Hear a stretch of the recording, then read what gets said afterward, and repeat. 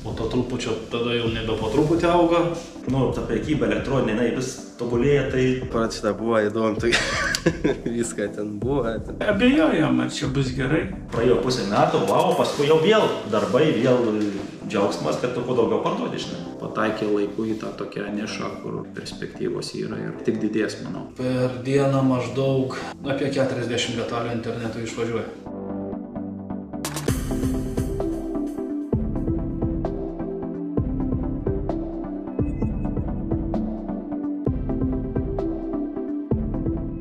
Tik susipažinom, reiškia, kai atvažiavo pas mūsų pirmieji RRR darbuotojai, turbūt, nežinau, ten gal iš vadovų kažkokių tai, kuri pati pradžia, ten jie normaliai bendraujant, sako, darom, mėginam kažką, tai čia su keliais jau dirbam, dedam, ten, pas mus ten ofise dar nedaug darbuotojų, tai tikrai ne, tai buvo pirmoji pažintis ir kol kas vienintelė. Ar čia taip įsisuks, ar kažkas tai, ar realu tai, žinai, atlikti. Bet kaip šnekėjom, kad sakau, kad į tą pusę, kaip, ta prekyba elektroninė, jinai vis tobulėja, tai ir galvojom, kad čia vėliau ar anksčiau, tai mes būsim gal vėliau, gal tavo savo šansą, praleiskim geriau, tada anksčiau mėginti, mes nieko kaip ir neprarasim. Tie žmonės važiuos, bet plus papildomai, kad ir kelios dalys galvojom, kad ir kažkiek truputį pradėjom ką tik irgi tą biznį ir ko atėjo pasiūlė. Tai mes kaip ir vienmečiai. Pradžios planas buvo tiesiog susisandėliuoti dalis tvarkingai. Tam, kad žinot, bent jau kas yra, be nuotraukų, be dar kažko, bet po to viskas pasisuko kitą linkmę ir atsidarė Lietuva. Pastebėjom pirmus pardavimus, po to viskas pradėjo po truputį augti. Po to trupučio tada jau nebe po truputį auga, dėl sandėliavimo, ta prasme, ir po to viskas peraugo į elektroninę erdvę, į elektroninę parduotuvę. Nežinau, pradžia buvo įdomu, tai viską ten buvo. Taigi pats Dajus detalės pradžioje fotografavo, bandė, testavo. Bet įsivystėm. Buvo, kad pradžioje norėjo daryti, bet po to vis tiek jau traukė daugiau tų laužynų, bet vis niekas nenorėjo kaip juokės sutikti. Vis juokės iš tą dalyką. Dabar jie, kas juokės, tie pats atėjo. Vis tiek internetas ir internetas. Visur prekybų, drabužės, viskam, tai, sakykime, produktas. Dabar iš vis net maistą vežioja viskas. Tai realiai internetas jau... Be internetą dabar, sakykime, jau daug ką žlūgiai. Paskambino iš RRR patys ir pasiūlė. Dar abejojom, dar buvo tų rusų, daug dar parduodavom. Metus laiko nepasirašėm. Paskui pamatėm, kad prastėja pas mus. Supratom dėl ko. O ko atsirado, visi siunčiasi. Tada patys pasiprašėm. Abejojom, ar čia bus gerai. Abejojom. Darbuotojų kiek reikia papildomai priimti, visiems atlyginimus mokėti. Daug tų reikalų. Užteko vietoj. Daug žmonių būdavo. Dabar viskas susidarė, visi, nieks nebevažiuoja, nėra klientų.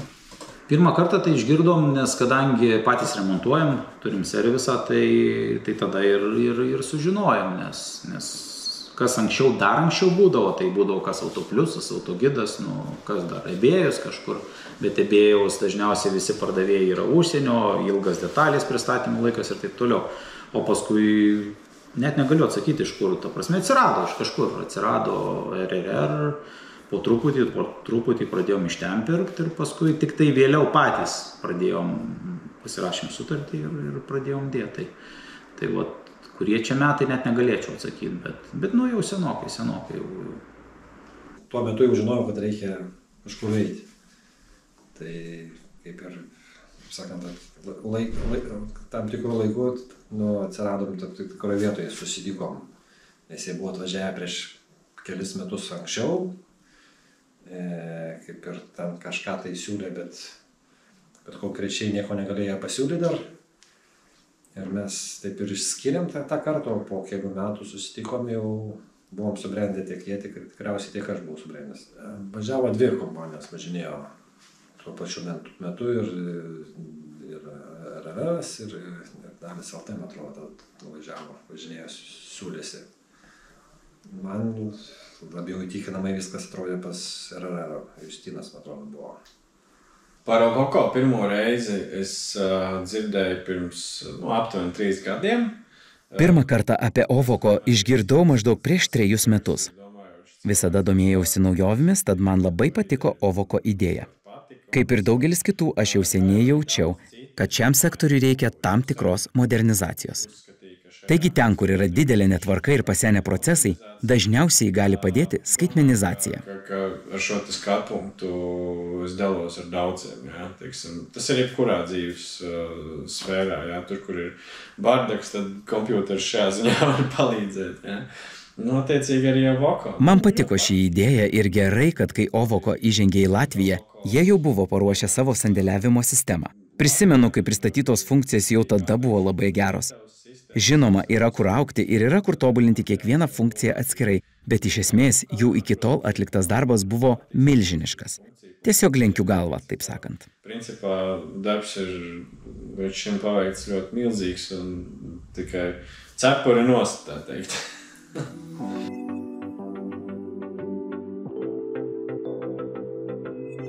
Taip tiksliai nepasakysiu, bet turbūt, po pusmečio gal turbūt, ne? Aš galvoju, kad kai jau pradėjo realiai, mes pradėjom talpinti dar ir po truputį, kol išmokom tą visą sistemą, tai irgi ten sunkiau buvo. Bet po pusmečio, kai jau mes įsidirbam, kai jau ir pats RR Ovoko jisai įsibėgėjo, jau taip jau irgi dideliais žingsniais, tai taip, sakom, čia tai liuks, kaip sakai. Viena dalis, čia 2, čia žiūrėk jau 3 ir programėlė turi telefonį stebi ir matai, kažkas jau krenta, ir taip, ir tada jau tavo azartas yra, ir tada jau ir tada jau kiekiu kažką, gal dalių kažkokių, tai tada planuoji, tada po truputį jau tam pradžio euforijų, o paskui jau stebi, kaip daugiau parduoti, kaip tą dalį paruošti, nes anksčiau buvo ir tas pats fotografas iš telefono ten fotkini kažkaip, ten tamsu tie šešėliai, čia pasižiūrė, aš tokių dalis nepirkčiau. Taip pat galvoju, jeigu tu nepirktum, tai kitas žmogus taip pat galvoju, kažkur, pažiūrėjau, puslapį kažkokį daiktą, kur tu matai, jisai gražus, viskas tenais, fonas geras. Gerai darom tą, kad foto. Paskui, kad daugiau foto, nes ar skambina žmogus, ar ten kažkaip gauni grąžinimą, šneki su juo bendrauji, jis sako, taigi, to kampu nufotkinta, to nematau, čia tas nėra, aš to dalies ir pasirodo netinka į man ir dėl ko tai grąžinimai. Analizavom, aiškinomės, žiūrėjom dėl ko grąžinimai, sprendėm ir nuo to praėjo pusę metų, paskui jau vėl darbai, vėl džiaugsmas, kad tu kuo daugiau parduodi, žinai. Atsirado koks, nežinau, 2000 detalių ir prasidėjo pardavimų. Po 1, po 2, kartais nei 1, ta prasme per dieną, po to žiūri, kad jau po 3 užsakymus yra, vėl dar didesnį kiekį, ta prasme sukėlėm, tada dar daugiau išvažiavo, tada prasidėjo užsienio rinkos ir viskas kuo tolyn to grąžinti, ta prasme, ir procesai sudėtingi patys eina, nes vienas pats visko nebesukontroliuotum šitoj vietoj. Ta prasme, buhalterė dirba savo darbą, arba firma kažkokia, tai buhalterė turi turėti atskirą pakuotoją dabar, kad viską supakuotų, sakykime, ir viską žinotų, kas kur kaip daros. Specifinių žinių tiesiog reikia tam, kad sugebėtum viską padaryti. Įdomiai atrodydavo iš tikrųjų. Džiaugdavais, kai parduodavai už 100 eurų per dieną, ten jau būdavo, kažkas įdomaus. Tiesiog viskas Lietuvos mastu, kai vyko viskas paprasčiau, dabar procesai tikrai yra daug pasunkėję, ta prasme. Viskas, tik nustok detalės kelt ir taip. Nežinau, visiems padėjo, aš manyčiau, šitoj vietoj, tai visiems ir padės, nebus kitaip. tik konkurencija, matot, didėja. Tai jau reikia tam tikrų žinių, ta prasme, turėti apie automobilio dalis, kurios yra einamas, neinamas, jas apsimoka, neapsimoka dėti į tą patį internetą, ar ten ją išmesti, utilizuoti, ar dar kažką su ją padaryti. Per metus, per 2 įmanoma padaryti pakankamai didelį laužyną. Tikrai įmanoma. Tik aišku, reikia pinigų pradinių ir reikia turėti normalių mašinų, normalių tiekėjų ir viskas per Ovoko išvažiuoto puikiai. Stengiamės neužmigti, nežinau. Aišku, dabar turim daug detalių be kainos, nes nespėjom dirbti. Bet kol kas viskas kaip ir gerai. Nu, dabar sunku atsiminti, kaip jau realiai, tai su pirmą pagalvojus, kur palaidė parduotuvę. Taip palika jau šops atsirado, tad...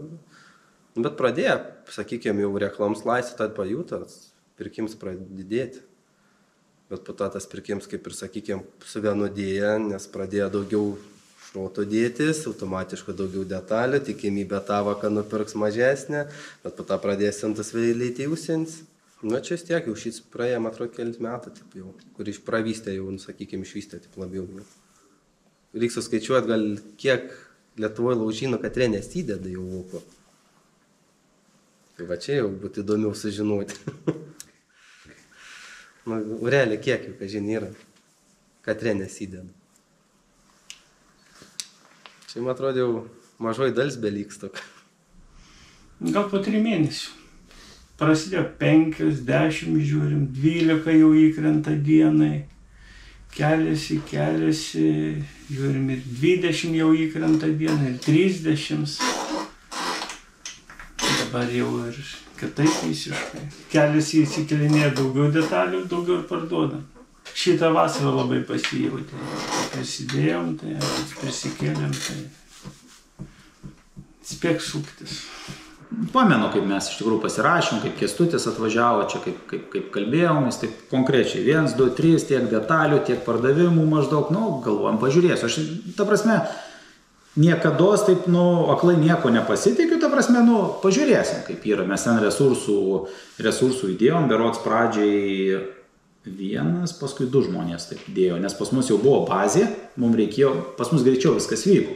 Mes didesnį pajėgumą galėjom skirti sudėti detalės, nes jos jau buvo sudėtos vienoje bazėje, mums reikėjo perdėti, tai mūsų tas greitis toks. Ir mes pradėjom ten 1000, 2, 3 įkėlėm, žiūrim, pradeda, kažkas judėti. Tai paskui pagal tą, sakykime, visą procentą, pastebėjom, kad, kaip sakyt, palikti likimo valiai tikrai nereikia, reikia dėti ir dirbti toliau. Kažkaip tokio lūžio ar kažkokio spyrio tikrai nebuvo, nes mes buvom pasiryžę, ta prasme, suinvestuot laiko žmonių ir aš niekados, pavyzdžiui, kaip ir apie kažkokį ir darbuotojas atėjęs į darbą, aš nesprendžiu, ten 1 dieną, 2, reikia, taip ir RRR. Tai nusprendėm daryti ir tas vertinimas nebuvo po 2 dienų, po 5, ten buvo toks pasižiūrėjimas po 2 mėnesių, 3 mėnesių, ne taip, kad ten natūralu, ten pirmom dienom 1 detalį parduota, kaip kitur ten visai kitas skaičius. Tai, bet pamatėm tą, kad, kaip sakyti, viskas tvarkoja, detalės kyla suvedimas, pardavimai kyla. Tai kaip ir nebuvo kažkas, kaip kiti galvoja, čia dėt, galbūt ne, o gal neapsimoka, gal pažiūrim, gal ne. Mes stabiliai kėlėm ir praktiškai visas detalės sukėlėm. Ir mes kuo daugiau matėm keliam, kuo daugiau detalių sudedam, tuo didesnį pardavimai. Tai ir aišku, ten yra paskui visokių dar niuansų tarpe tarptų, kur tu turi grįžti prie tų, bet čia irgi neišvengiama, kaip ir visose platformose. Kad Ovoko stipri detalių prekybos platforma, tai faktas, nes plačios šalys, didelis matomumas, sakykime, dideli tie užmojai ir manau tikrai ten jiem perspektyvos daug yra, nes, sakykime, globaliai, kas kaip kiti konkurentai, tai, sakykime, jie galbūt programą dirbo viduj, bet su reklamo nedirbo ir su šalim tiek nedirbo. Ir automatiškai tie pardavimai visai kitokie, o Ovoko taip, sakykime, pataikė laiku į tą tokią nišą, kur dar ateityje tikrai perspektyvos yra ir tik didės, manau, tie visi pardavimai. supratau, kad čia vis tiek ateitis yra. Kad ta elektroninės parduotuvės atsidarinėjančios yra ne šiaip sau, kad žmonės perka tokius dalykus jau internetu ir tikrai detalės turi būti taip pat. Tai man nereikėjo ten apversti mano pasaulio, požiūrį į pasaulį, aš tai buvau jų pusėje jau. Tik tai su kuom dirbti buvo, gal tik tai toks gal buvo pasirinkimas. Su kuom eiti ir labai gerai, kad mes tušėjom su RAR ir nesudarys LT. Nes jie yra, dabar didžiausi, tai čia reikšmiškai, kaip ir šiuo momentu, labai paprasta šnekėti būtų, nes tai yra rezultatai jau tokie. O tada, prieš 5 metus gal nebuvo tokių rezultatų. Tai buvo gal ėjimas toksai, kaip ir dalies rizika, ar čia, ar papulsi, ar nepapulsi. Es uzskatu, ka nav nozīmes sākt rēķināt, teiksim, tur 50. Nėra prasmės pradėti labai mažais kiekiais, tarkime 50 dalių. Pirmojų prisėdimų iškart įkėlėme 100 dalių ir tą kiekį nuosekliai didinome. Norėjome pamatyti objektyvų rezultatą. Žmonės turi suprasti, kad skaitmeninimas privalomas ir tai jau nebėra ateitis, tai yra dabartis. Ne veltui yra tiek daug įvairių produktų internetinių parduotuvių. Tas pergalės kvapas buvo gana stiprus pačioje pradžioje, kai pradėjome dėti pirmasias dalis. Ir nuo tos dienos mes nuosekliai dirbome su tikėjimu, kad šis projektas bus sėkmingas. Ir žinoma, jau dabar turime savo mažų pasiekimų ir pergalių. Daugiausia dėmesio skiriame tam, kaip judėti į priekį, o ne galvojimui apie praeitį ar pasiektus rezultatus. Mēs vienkārši pievēršam uzmanību vairāk tam, kā iet uz priekšu un nedomāt tur par pagātni vai ko, bet vienkārši turpināt un turpināt.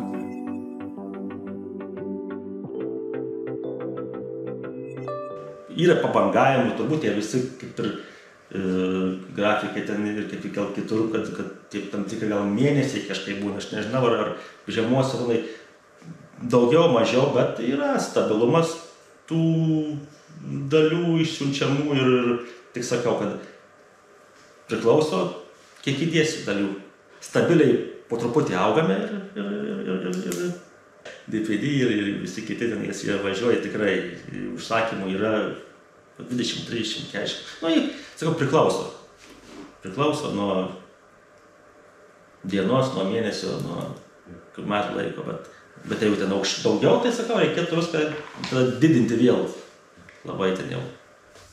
Patenkinti esam, sakykim, taip, nes pardavimai vyksta, dėl ko daugiau jisai gali būti reikalingas. Sandėlys tvarkytas, pardavimai vyksta, viskas okei, tik iš aptarnaujančio personalo kažkokių tai nesklandumų kartais būna, sakykim, su laiku, su pagrindas su laiku, su neatsakytų laiškų, su nesuformuota siunta, su dar kažkuo tai, kur patys mes pakeisti to tiesiog negalim. DPD kiekvieną dieną stoja, Vinipakas kiekvieną dieną, kas čia dar, Fedexas kiekvieną dieną, Šenkelis irgi praktiškai kiekvieną dieną, blogiausiu atveju kas antrą, bet važiuoja daug iš tikrųjų kurjerių ir per dieną maždaug apie 40 detalių internetu išvažiuoja. Vieną dieną būna 20, kitą dieną 60. Plius minus vidurkis 40. Kurjeriai kiekvieną dieną važiuoja. Nėra buvę, kad net važiuoja. Nes, kiekvieną dieną vis tiek kažkiek būn, kad perk, aišku, būn dienų, kad daug perk, sakykim, būn, kad aišku, dienų maža kažko nuperk, bet vis tiek perk. Nėra taip, pasakym, kurjeris atvažiavo, sakys, sorry, nėra sentų, nėra. Čia dažniausiai pirmadienis daugiausiai perk. Bent pastebėjęs tiek jas. Sakykime, jau kokiais penktadienis, tai jau mažai.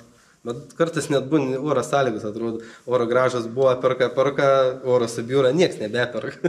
Viens kis kažko nuperka. Bet čia banguoja visą laiką prekybą.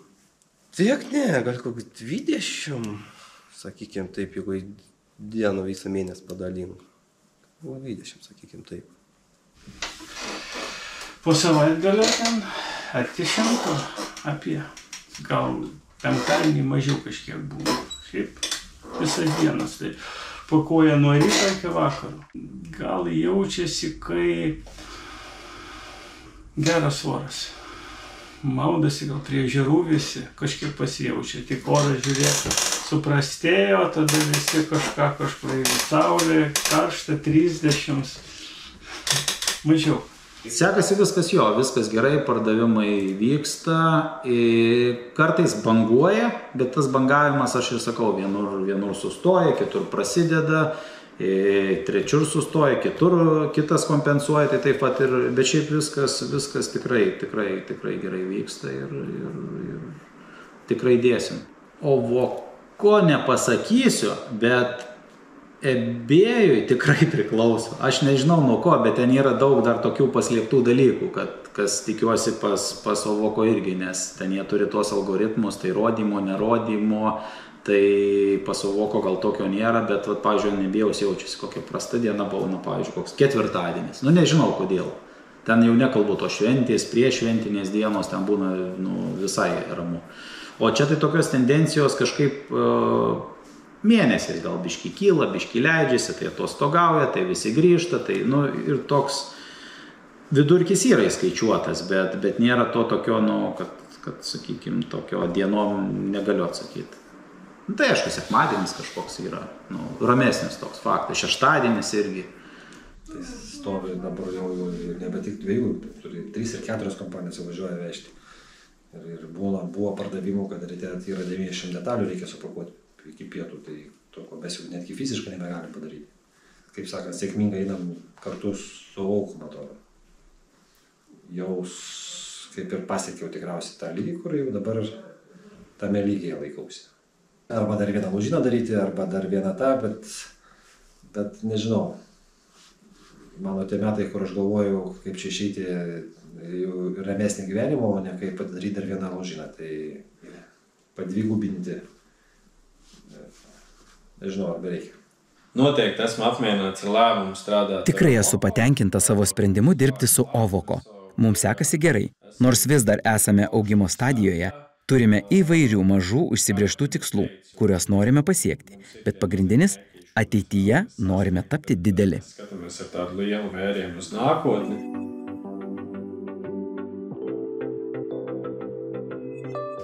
Daryčiau taip, kaip daręs, tik tiek, kad jeigu būčiau turėjęs žinių, kaip sandėlį sutvarkyti tinkamai, kad nebūtų bardako, tai viską būčiau padaręs truputį kitaip. Bet taip nebuvo ir tegul nebūna.